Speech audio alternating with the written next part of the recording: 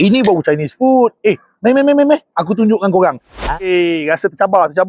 Kau nak tahu tak, hari tu geng-geng TikTokers, influencer yang belah-belah Selangor ni, diorang tunjuk aku satu video, diorang makan kat mana tau? Diorang makan dekat Subang Bestari. Apa? Ingat aku tak boleh? Ni dia. Original anak kampung. Dia kata ada menu-menu apa? Ala-ala Chinese. Aku pun boleh. Kedai ini memang jadi pilihan lah kepada yang suka Chinese Hari food. ni aku tak nak bawa lebih-lebih dengan korang. Aku bawa 3 menu je. Apa menu dia? Nasi ayam.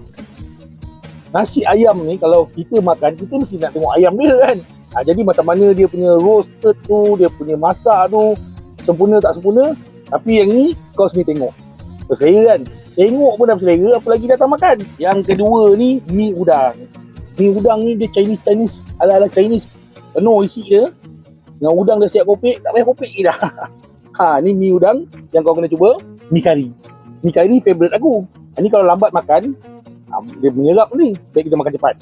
Mi kari. Orang lah. Original anak kampung. Mi kari memang favourite aku lah. Yang ini dia campur mihun dengan mi. Kuah mi kari nampak putih-putih kan? Lebih santan. Inilah Penang style. Untuk mi udang dia ni pula, dia campur juga mihun dengan mi. Kau boleh pilih. Kuah dia tu rasa udang dia. Itu yang penting. Barulah mi udang. Dapat makan ayam mix macam ni, roasted dan BBQ. Nak puas hati aku curah terus dalam pinggan. Aku ni cerewet sikit tau pasal nasi ayam. Tapi kalau kat sini, menangkap. Dia punya air kat sini pun ngam-ngam cun-cun punya. Tengok berbuih bang. Layan kopi ais, layan teh ais kau. Dia beroperasi 10 pagi, 10 malam. Kalau korang ke Shah Alam tu boleh singgah lah dekat sini. Senang je, waste je. OAK Subang Bestari. Sampailah.